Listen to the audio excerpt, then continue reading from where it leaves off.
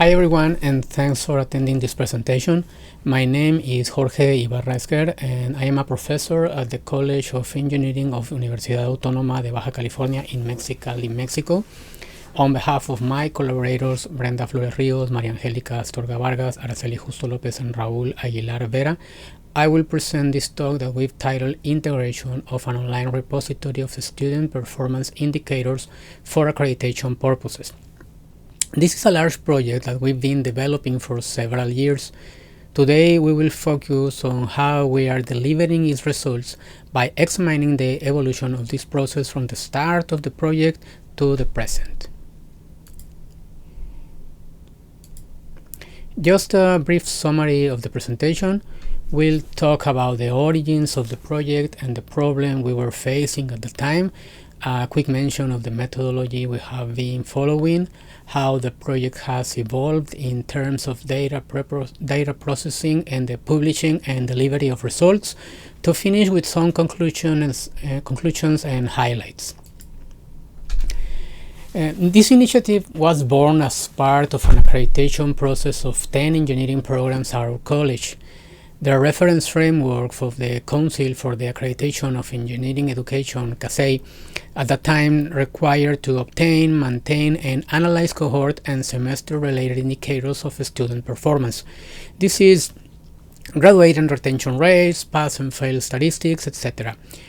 CASE, by the way, is the largest accreditation board for engineering programs in Mexico and a Washington Accord signatory. We have access to an institutional system to download some reports and student data. These are mostly large PDF, CSV, and Excel files that require extensive pre-processing to make them usable for calculations. Nevertheless, they contain more than 30 years of student records, and it has become our main data source. Since the beginning of the project, we adhered to the cross-industry standard process for data mining methodology. We had a lot of data, partially clear requirements, and a more than fair knowledge on the university's regulations and their correspondence to the accreditor's definitions. We just had to find out what every piece of data could be used for, besides basic aggregations and statistics. So this methodology matched our needs. It is not the topic of this presentation to elaborate that much on CRISDM or how we perform each of its steps. So we are moving to describe the data process that we established for working with data.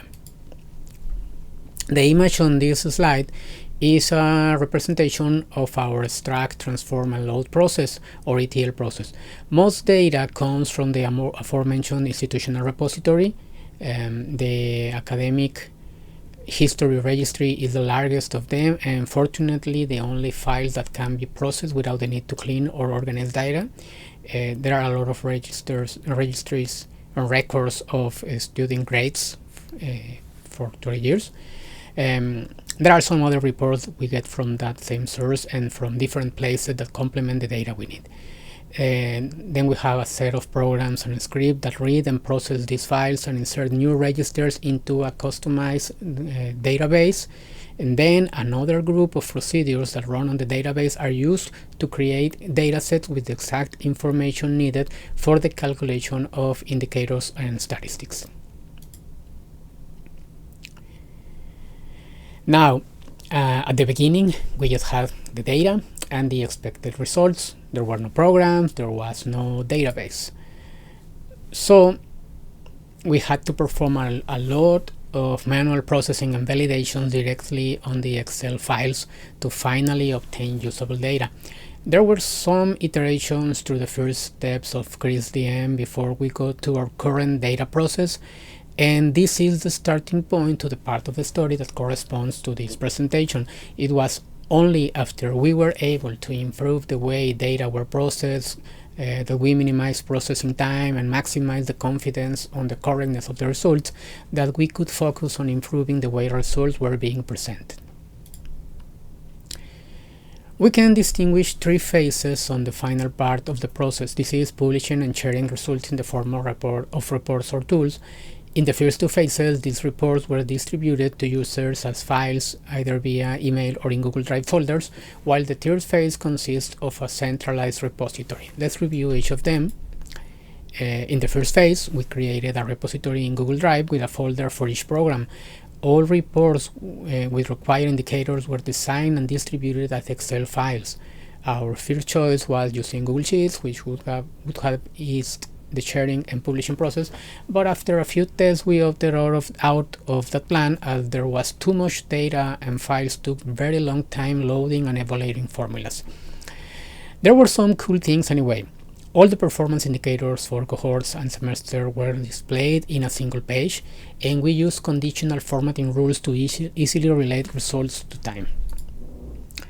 This is an enlarged view of one of the most comprehensive reports. Each row represented a cohort. The small table on the left included a summary for each cohort: number of students, number of graduates, number of dropouts, etc. The large table on the middle served several purposes.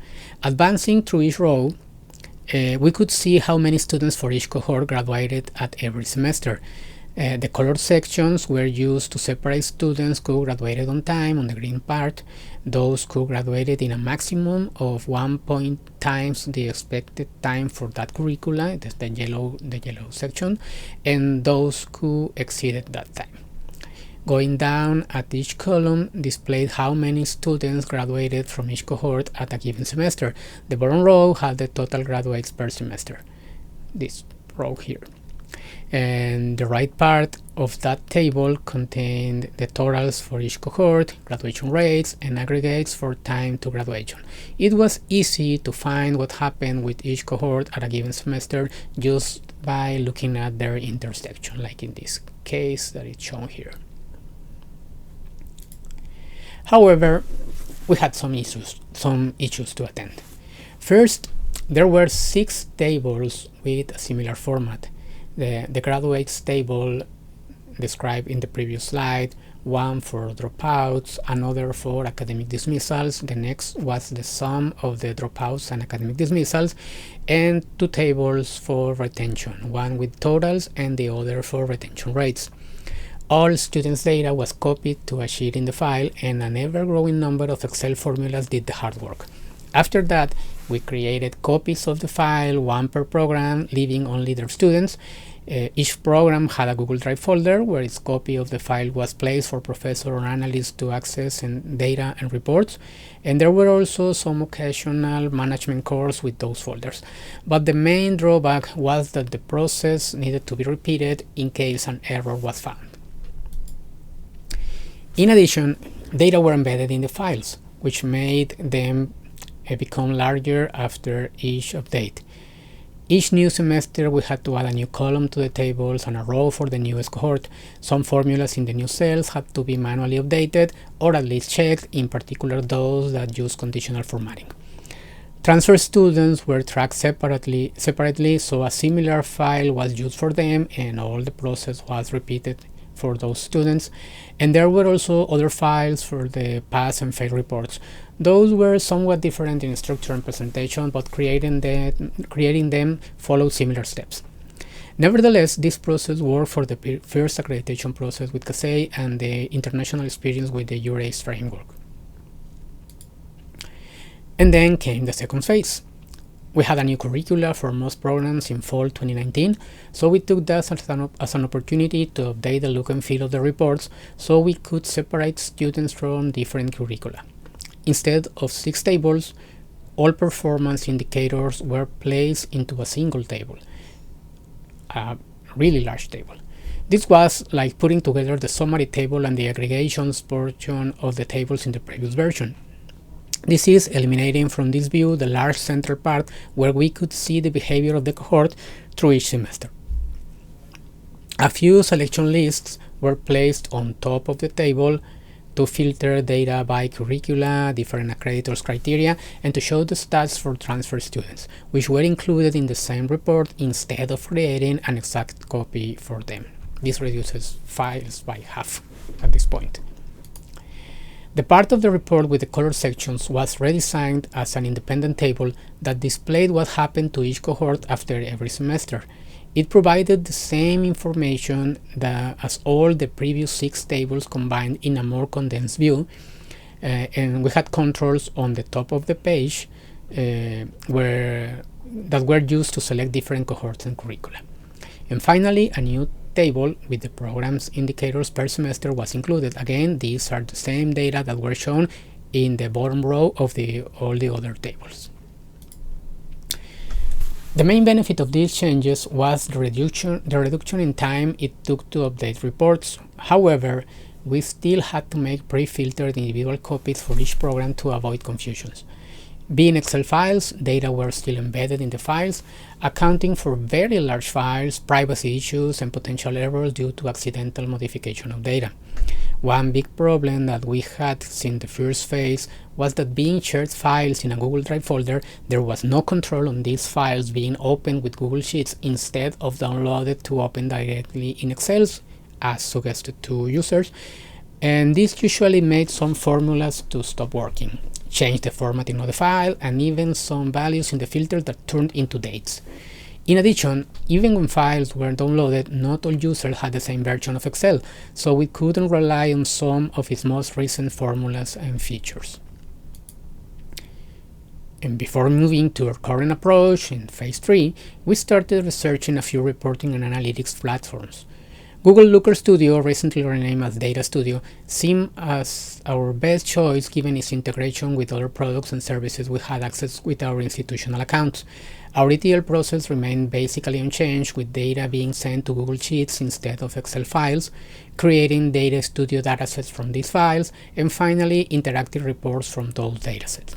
Initially, we continued sharing links to the report via email, but this rapidly turned into a new problem. We needed to keep those links together in a common place to be easily found back by users. Data Studio doesn't have folders like Google Drive where you can organize datasets and reports. It's like a long list of resources sorted by the ones you opened most recently. This took us to consider Google Sites.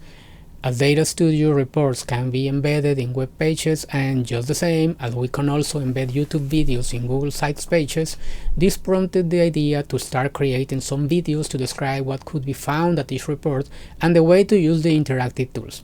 Bringing this all together was the beginning of what we now refer to as the platform for tracking student progress of the College of Engineering, or just the repository.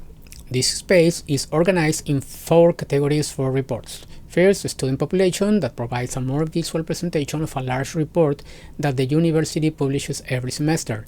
The pass and fail rates, that includes reports by semester that can be filtered by program or specific courses. The cohort performance indicators, with all indicators related to graduates, dropouts, retention, etc., and also the semester tracking indicators. And finally, the curricular flexibility. This section contains a large report with information about the students in supplementary courses. This is languages, arts, sports, MOOCs, and other categories. This report was created as a feedback from one of the accreditation processes, as one of the accreditors in that time asked about this information. And we also included links to the Google Drive folders where all reports can be consulted, and embedded videos from a YouTube channel next to each report. This is ongoing work, and there are still some sections of the report that are not yet included in those videos. Among the benefits we found with bringing together these technologies, there is now a single repository where all the reports are available. These reports offer enhanced interactivity and a more customizable look and feel than we could ever do with Excel files, and with much less effort. Access to the site and the reports is controlled by using institutional accounts, following steps very similar to sharing files with Google Drive. Very important, any update to data is immediately applied to the report. We don't have to create new copies of the files and replace the old ones in the folders or send them again via email. The same applies to changes or additions to the reports, like a new filter, table, or graphic. It just refreshes to everyone. Most important, data are kept private. Reports only show the results of data aggregations and calculations, while datasets remain hidden to users. And also important in terms of performance and coherence, a dataset can be used by more than one report at the same time, so any change or update to data is immediately applied to all reports using the same dataset. To conclude the presentation, and in addition to the benefits and learned experiences mentioned in the previous slides, results from this project have supported 4 successful accreditation processes. The first, and probably one of the most challenging we've had at the college in 2018, this was the first time we had 10 programs under evaluation simultaneously under a new framework aligned to the Washington Accord. Then came the 2021 process for the computer systems program. This was a process that was conducted completely online due to the COVID-19 pandemics. The following year, 4 engineering programs opted to evaluate under the URACE framework, also was an online process. And finally, the most recent accreditation cycle of the 10 engineering programs in 2023, again with CASE. Furthermore, the scope of this project has been expanded to also cover the management's annual reports and the continuous improvement reports of the programs, contributing beyond its original goals. Before finishing, on behalf of the professors that have been part of this project and collaborated in the preparation of this presentation, Drs. Angélica Astorga and Araceli Justo from the College of Engineering, Brenda Flores of the Institute of Engineering at Universidad Autónoma de Baja, California, and Dr. Raúl Aguilar from the School of Mathematics at Universidad Autónoma de Yucatán, I would like to thank you all for your time and attention and would be happy to answer your comments or questions in the forums.